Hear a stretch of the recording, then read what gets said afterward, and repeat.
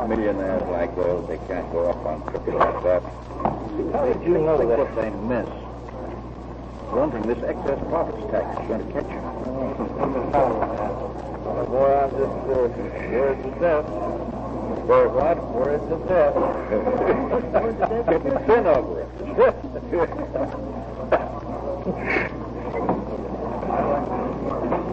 That's what I wanted. Beautiful.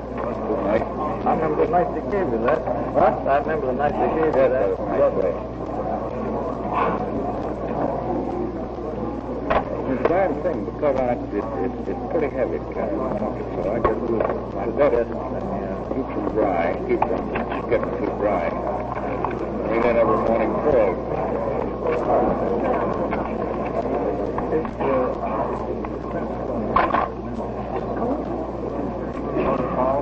Women never gave me anything like that.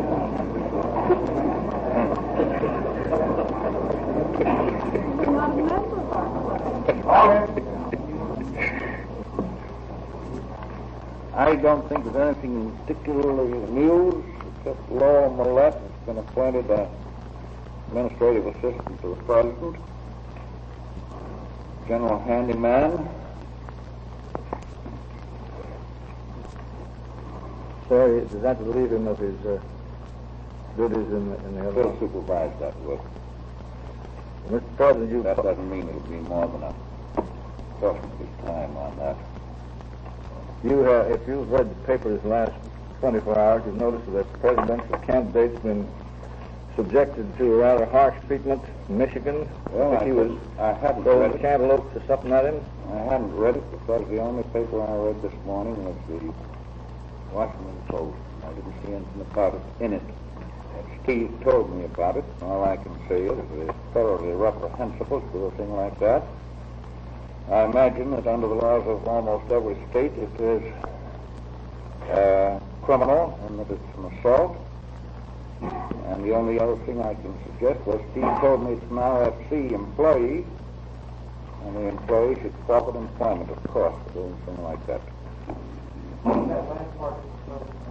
So you should forfeit employment doing something like that. President Lincoln back is following the call on you this morning and recognizing having said that he thought the administration of the French government will substantially mean the French proposal to fortify Martinique. That's that matter. Who said that? He did?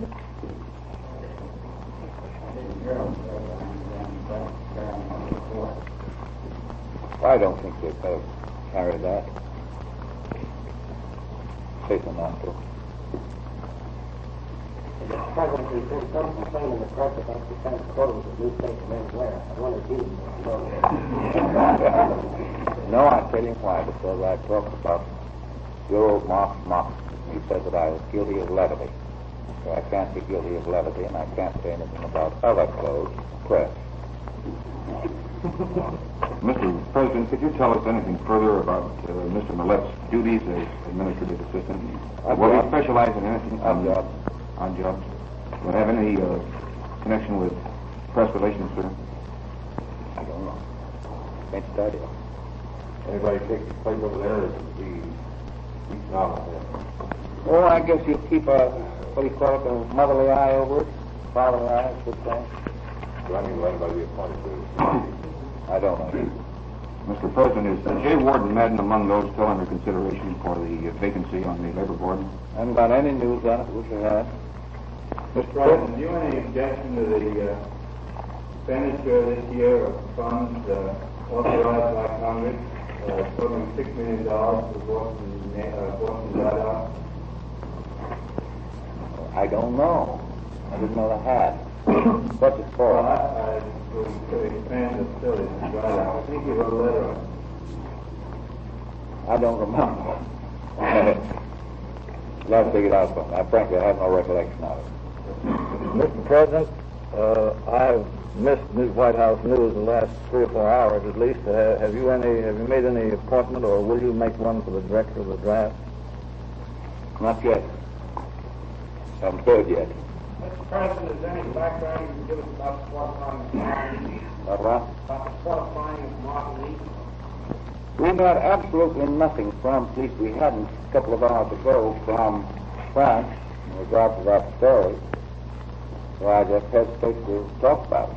We've had nothing. Mr. President, you had a lengthy conversation, I think, with the Attorney General, and I believe Mr. Wells was in part of the time. Could you tell us about that?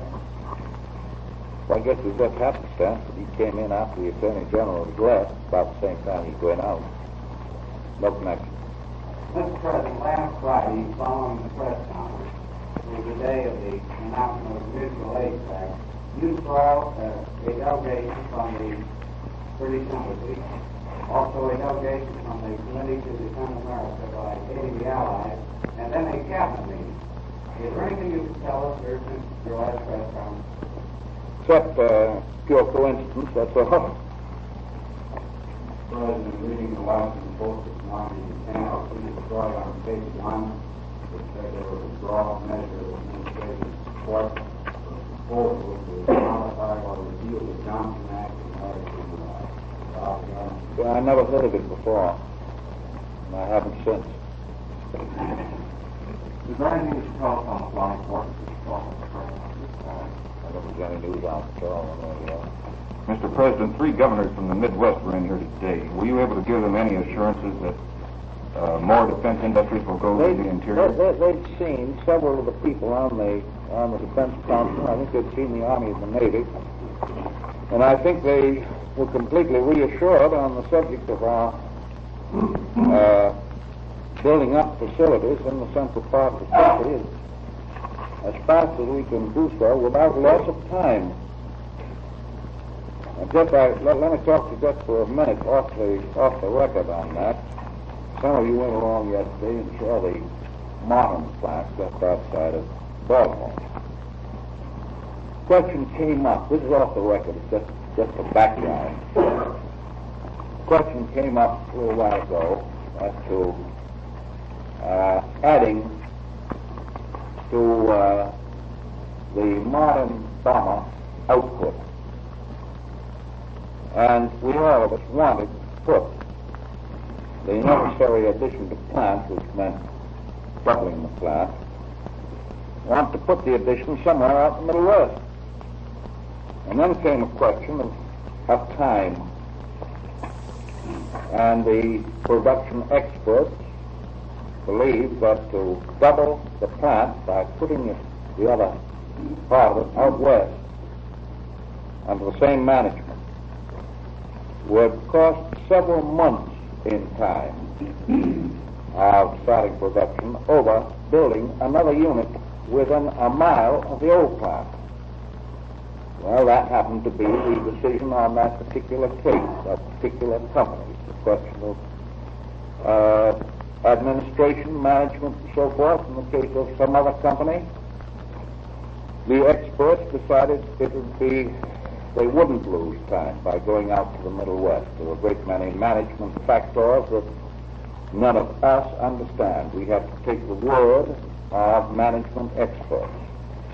And it was felt in this particular case, as you saw yesterday, we started to build the other plant just 1 mile from the old plant. In the case of the North American and the British factory, and I think the Volkey, that's 1 or 2 others, they thought there'd be no loss of time in putting new plants instead of at the old place and putting them at some new point in the Middle West.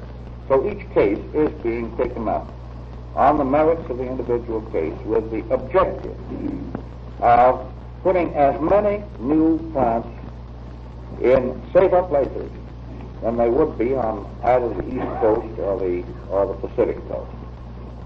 There being certain exceptions to the general rule like the one we saw yesterday. That's on the record. What? Well, that's on the record. No, I think not, because that brings in an individual plant. I'm just telling you this to give you an idea of how they're going about it and the why for it. Mr. President, we use it without interrupting. Yes, yeah, that's all right. Mr. President, has there been any disposition on the part of the owners of these plants to insist on the east and west coast? I mean, they say that they freight rates and the train personnel are not available. Is there anything to that? I think very little, Pete. Very little. They've been very cooperative, and it's been decided on the whole on the merits, and not only on the merits, but with the approval of the plants themselves, the companies. Let's go back to the draft director a minute. The present plants. I can't give you any names. Don't tell me anything. We ought to get soon. Mr. Burton, do you have any general observations to make about your trip yesterday? Not any more than I told the boys yesterday that work is going. We are trying to, as a general proposition, to avoid changes in all kinds of things after the contract's been let. In other words, when we decide on a light tank, keep on building light tanks with the plan that is decided on, rather than to make minor changes every 2 or 3 weeks after the order's been given. Get production. Mr. President, we had a item from Spain yesterday that kind of cleared the central there. The effect that you had set some kind of communication to Franco. Certainly I haven't, and I don't believe the Secretary of State has. I'd probably have heard about it. Mr. President, anything you could say about your son Elliot happened some criticism on it? No, I read what Hugh Johnson said, and I read what Elliot said about Hugh Johnson. I guess that holds it pretty well.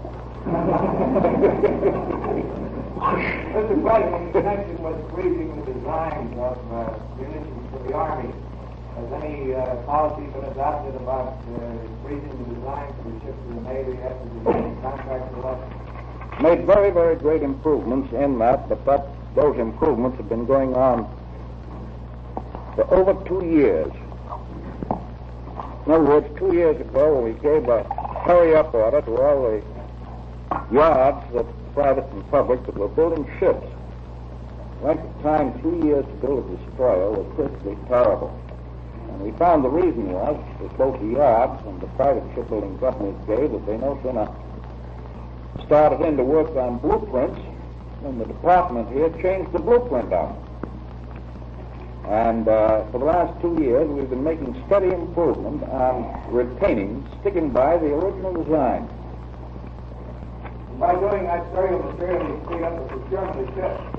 Yes, Very much. You take our present destroyers that we're taking, the ones that were left 5 years ago, they were taking nearly 36 months for completion. And the destroyers of the same size that were left this past winter ought to come out in 20 months. Well, that's a whole lot better. 36 months. Mr. President, have you read the article in the New Republic this issue on that subject? No. Goodbye.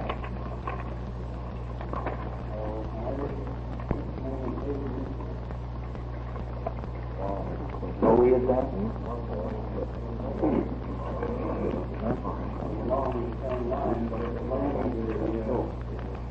Lack of control of over the different bureaus in the Navy Department. Well, that was one reason why that's perfectly true. I read the article, but it's perfectly true that there was divergence, as you all know, last spring between Bureau of Engineering and the Bureau of Construction and Repair. So we put them together. Made Bureau of Ships. Now it's all one bureau. There's one man at the head of it to control both over the designs of hull and of machinery. Mr. President, do you have any other travel plans, inspection trips, or speaking Going up to Hyde Park, dedicate 3 schoolhouses on Saturday, and maybe, this is purely tentative, probably not, and if it's just possible, I may go to Watervliet on Monday.